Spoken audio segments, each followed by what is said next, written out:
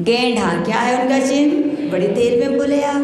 गेंढा जिनका चिन्ह है और जिनके शरीर का वर्ण कैसा है? तपाए हुए स्वर्ण के समान है और जिनका जन्म कहाँ पर हुआ? शिवपुर में। कहाँ पर हुआ? शिवपुर में जिनका जन्म हुआ और जिनके पिता का नाम महाराजा विष्णु था और उनकी धर्मपत्नी थी महारानी वेणु। यानी कि शिवपुर के राजा विष्णु और उनकी महारानी वेणु से जो पुत्र हुए उनका नाम रखा गया था क्या? श्रेयांश कुमार कहें, श्रेयांश राजकुमार कहें। उन्होंने दीक्षा ली, साधना की और उन्होंने सम्मेद शिखर जी के संकुल कूट से, कौन सी कूट से? संकुल कूट से मोक्ष प्राप्त किया। उन्हीं श्रेयांशनाथ भगवान की आज हम यहाँ पर स्तुति सीखेंगे। तो चारण तेज करेंगे। गणे जना नंद करे धरान्ते। गणे जनानंद करे धरान्ते।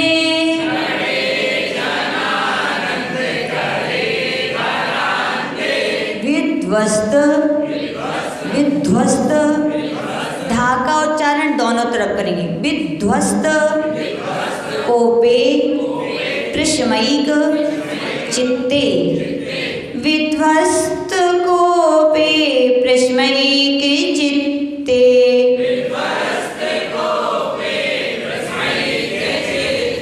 यो द्वादशांगम श्रुत मादि देशस।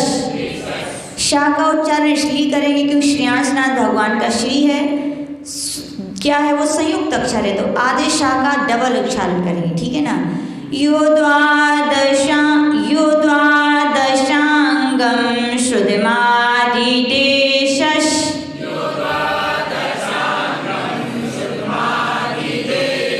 श्रेयांश माँ नवमी जिनम तमीशम। श्रेयांश माँ नवमी जिनम तमीशम।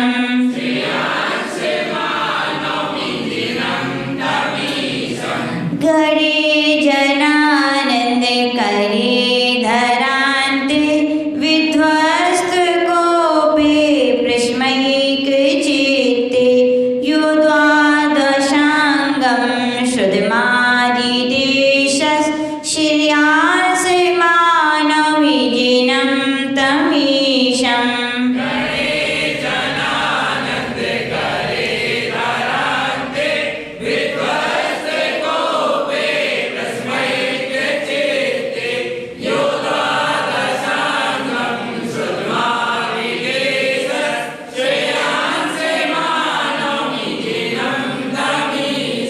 तो यहाँ पर श्रेयांशनाथ भगवान की स्तुति करते हुए कह रहे कि गणे जनानंद करे धरान्ते। यानी कि यहाँ पर यह शब्द आया है तो क्या? तीसरी लाइन में यो लिखा है, होगा यह यानी जिन्होंने। किन्होंने, किनकी बात चल रही है यहाँ पर? श्रेयांशनाथ भगवान की यहाँ पर बात चल रही है। तो यहाँ पे वो कह रहे हैं गणे। गणे का अर्थ होता है गणधर। क्या होता है गण? यानी गणधर, यानी गणधरों को। गणधर कैसे होते हैं? तो कह रहे हैं जनानंद करे। जन यानी कि संसारी प्राणियों के लिए, भव्य जीवों के लिए आनंद करे, यानी आनंद को करने वाले होते हैं। कौन होते हैं गणधर परमेष्ठी? जो भव्य प्राणियों के लिए आनंद को करने वाले होते हैं। और फिर आगे कह रहे हैं धरान्ते। और भव्य प्राणी कहाँ रहते हैं? तो धर यानी कि जमीन, यानी कि संसार के जन यानी प्राणियों को जो आनंद करने वाले हैं। विध्वस्त कोपे, और जिन्होंने विध्वस्त कर दिया, किसके लिए कर दिया है? कोप यानी क्रोध के लिए, यानी जिनके लिए क्रोध कभी नहीं आता है। कितने भी कारण उपस्थित हो जाए लेकिन गणधर परमेष्ठी का कभी क्रोधित हो नहीं होते, क्योंकि उनने क्रोध को क्या कर दिया है? विध्वस्त कर दिया है। इसलिए वो प्रश्मयिक चित्ते, उनका मन कैसा हो गया? प्रशांत यानी शांत और एक चित्त यानी कि एकाग्र जिनका चित्त हो गया है। ऐसे श्रुत द्वादशांगम श्रुतमादि देश, ऐसे गणधरों को द्वादशांगम यानी द्वादशांग का, श्रुतम यानी श्रुत का, आदि देशा यानी कि उपदेश दिया। किसने दिया?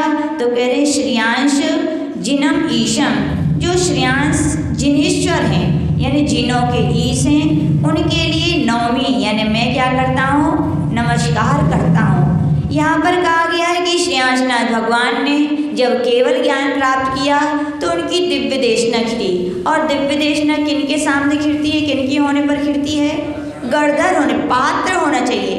तो गणधर जैसे पात्र यानी कि गणधर किन्हें कहते हैं, जो 4 ज्ञान के धारी होते हैं और जो गढ़ के नायक होते हैं। भगवान के समोशन में 12 सभाएं होती हैं, उनको 12 गढ़ भी कहते हैं। उन 12 सभाओं के यदि अधिनायक होते हैं तो कौन होते हैं, गणधर होते हैं। 4 ज्ञान के धारी होते हैं और 63 रिद्धि के धारी होते हैं। कितने रिद्धि के धारी होते हैं, और नियम से मोक्ष जाने वाले होते हैं।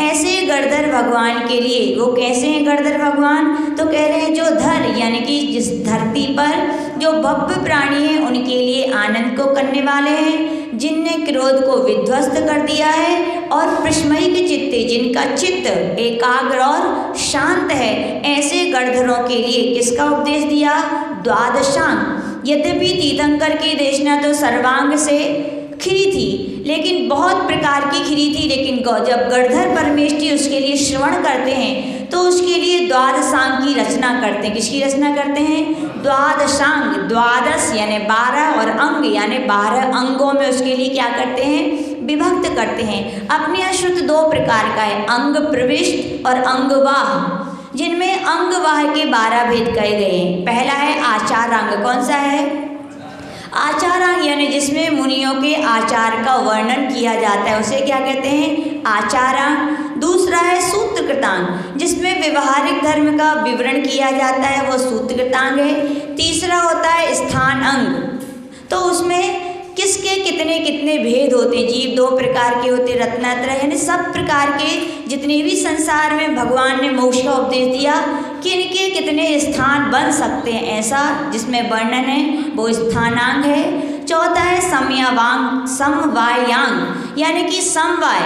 कई चीज़ें ऐसी होती हैं जो एक सी होती हैं। जैसे कहा जाए अपने यहाँ पर लोकाकाश के प्रदेश असंख्यात होते हैं। कितने होते हैं ऐसे असंख्यात प्रदेश, किस किस के पढ़े अपन ने, असंख्यात प्रदेश धर्म द्रव्य के भी होते हैं, अधर्म द्रव्य के भी होते हैं, और एक जीव के भी होते हैं। तो इन चारों को मिलाकर एक समवाय यानी असंख्यात प्रदेशों का समवाय है। तो कितनी चीज़ों का, 4। ऐसे समवाय अंग में कितनी कितनी चीज़ें सेम हैं, ऐसा वर्णन किया जाता है। वो कौन सा अंग है, समवाय अंग। और फिर 5वें नंबर का अंग का नाम क्या है, व्याख्या प्रज्ञप्ति। क्या नाम है, व्याख्या प्रज्ञप्ति, जिसमें 60,000 प्रश्नों के उत्तर लिखे हैं। आपको पता होगा, यूँ कथन आता है कि जब भगवान महावीर स्वामी के समोशन में गौतम गणधर आए तो उन्होंने कितने प्रश्न पूछे थे, 60,000। तो उन्हीं प्रश्नों का समाधान जिसमें मिलता है उसका नाम क्या है, व्याख्या प्रज्ञप्ति। फिर अगला है ज्ञात धर्म कथा, जिसमें महापुरुषों के कथाओं का वर्णन मिलता है, उसे क्या कहते हैं, ज्ञात धर्म कथा। फिर अगले अंग का नाम है उपासकाध्ययन, उपासक यानी श्रावक, जिसमें श्रावकों के धर्म का वर्णन किया जाता है, उसे क्या कहते हैं, उपासकाध्ययन। फिर अगला है अंतःकृत दशांग। अंतःकृत केवली होते हैं अपने यहाँ पर, कितने होते हैं, 10 होते हैं। हर तीर्थंकर के काल में अंतःकृत केवली होते हैं। आज ऋषि ने बताया था वो मुनि महाराज होते हैं तो उनके ऊपर घोर उपसर्ग होता है। क्या होता है, और वे उन उपसर्गों को जीतने के बाद, केवल ज्ञान प्राप्त करने के बाद कहाँ चले जाते हैं, मोक्ष जाते हैं। उन 10 प्रकार के अंतःकृत केवलियों के चरित्र का वर्णन करने वाला कौन सा अंग है, अंतःकृत दशांग। फिर अगला है अनुत्तरोपाधिक, यानी कि हर तीर्थंकर के काल में 10-10 ऐसे घोर उपसर्ग को जीतने वाले मुनि होते हैं, जो अंत में 5 अनुत्तर विमानों में क्या होते हैं, उत्पन्न होते हैं। उनके चरित्र का वर्णन करने वाला क्या है, अनुत्तरोपाधिक अंग। फिर अगले अंग का नाम है प्रश्न व्याकरण। प्रश्न व्याकरण यानी कि जिसमें युक्तियों से बहुत सारे प्रश्न किए जाते, मत मतांतर के, तो उनकी युक्तियों द्वारा जिनका खंडन किया गया है, ऐसा कौन सा है, प्रश्न व्याकरण अंग है। फिर उसके बाद है विपाक सूत्र, जिसमें कर्मों के फलों का वर्णन है, किस कर्म का फल कितना हो सकता है, ऐसा जिसका विस्तार से वर्णन है, विपाक सूत्र है। और अंतिम क्या है, दृष्टिवाद अंग, जिसमें 363 प्रकार के मतों का खंडन किया गया अलग अलग दृष्टियों से। ऐसा क्या है, 12वें नंबर का क्या नाम है उसका, दृष्टिवाद अंग। ऐसे 12 प्रकार के अंगों का किन्ने उपदेश दिया था, श्रेयांसनाथ भगवान ने किनके लिए दिया था, गणधर भगवान के लिए दिया था। ऐसे ही सभी तीर्थंकरों के कितने गणधर होते हैं, कुल 1400। आप लोग व्रत करते हैं ना, कई लोग, कौन सा व्रत, गणधर विलय, कितने व्रत होते हैं उसमें, 1452। जैसे आदिनाथ भगवान के कितने गणधर थे, 84, कितने थे, और सबसे कम थे तो पार्श्वनाथ भगवान के 10 थे, भगवान महावीर के कितने गणधर थे, 11 थे, और सबसे ज़्यादा थे तो किसके थे, 5वें नंबर के सुमतिनाथ भगवान के 115 गणधर थे। ऐसे ही 24 भगवान के गणधरों को यदि अपन को टोटल कर देंगे तो कितने होंगे, 1452 ये गणधर होते हैं। तो यहाँ पर उन्हीं गणधरों को श्रेयांसनाथ भगवान ने क्या दिया था, उपदेश दिया था। उन श्रेयांसनाथ भगवान को यहाँ नमस्कार किया गया है। फिर से एक बार अर्थ अपन देख लेंगे। गणे, गणे का अर्थ है गणधर। जनानंद करे धरांते, जो इस धरती पर रहने वाले लोगों के लिए आनंद करने वाले हैं। विध्वस्त को भी, जिन्होंने क्रोध को नष्ट कर दिया है। प्रश्मयी के चित्ते, जिनका मन प्रशांत और एकाग्र हो गया है। उन यो यानी श्रेयांसनाथ भगवान ने ऐसे गणधरों के लिए श्रुत का, द्वादशांग रूपी श्रुत का क्या दिया था, आदि देशाय ने उपदेश दिया। उन श्रेयांसनाथ भगवान को हम क्या करते हैं, सिर झुका करके बार बार नमस्कार करते हैं कि हे भगवान, जैसे गणधर परमेश जी को आपने उपदेश दिया, हमारे भी कब वो दिन आए कि आपके साक्षात तीर्थंकरों की सभा में बैठकर हम भी क्या बने, क्या बनना है सबको, गणधर बनना है, क्या बनना है, गणधर। आप गणधर बन जाना, हम तो कहते हे भगवान एक छोटे से भावलिंगी मुनि बना देना और आपके उपदेश को सुनकर हम जल्दी मोक्ष चले जाएं। जय बोलिए परम पूज्य गणाचार्य गुरुदेव श्री विराग सागर जी महामुनि राज की। सब सलेहा वालों को आचार्य जी के गणधर बनना